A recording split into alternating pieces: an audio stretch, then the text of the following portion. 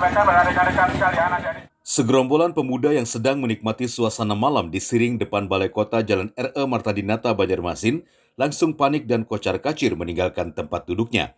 Setelah ratusan personel gabungan dari TNI Polri, Pol PP, Dinas Perhubungan, serta Dinas Kesehatan melakukan razia karena berkerumun dan melanggar jam malam.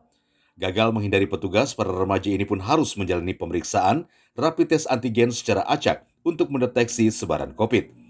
24 orang yang dicek kesehatannya hasilnya semua negatif terpapar virus.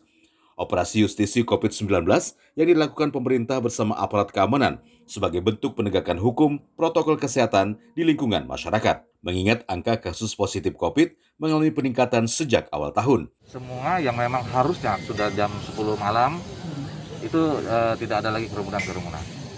Dan kita berharap menghimbau kepada masyarakat kita, utamanya adik-adik yang sering berkerumun, silahkan kalau mau beristirahat, tapi patuhi dan tegakkan protokol kesehatan yang sebagaimana sudah dianjurkan oleh pemerintah.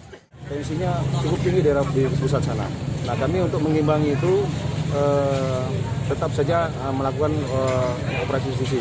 Nah, diharapkan nanti kita menjelang Lebaran malam besok, malam Minggu, malam Senin maupun sampai Selasa, selain juga kita membatasi kegiatan masyarakat yang tempatnya kerumunan, kita patroli, kita operasi justisi, kita juga selalu menghimbau kepada masyarakat untuk tetap jaga jarak, ya, menjaga kesehatan mereka. Ya, yang lebih penting adalah menggunakan masker. Ya.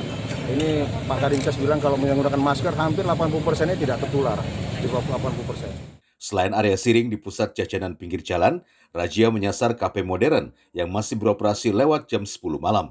Pengunjung yang masih bersantai langsung dibubarkan setelah menjalani rapid. Dari Banjarmasin, Yansen Aprianus, kontributor Kalsel 1net.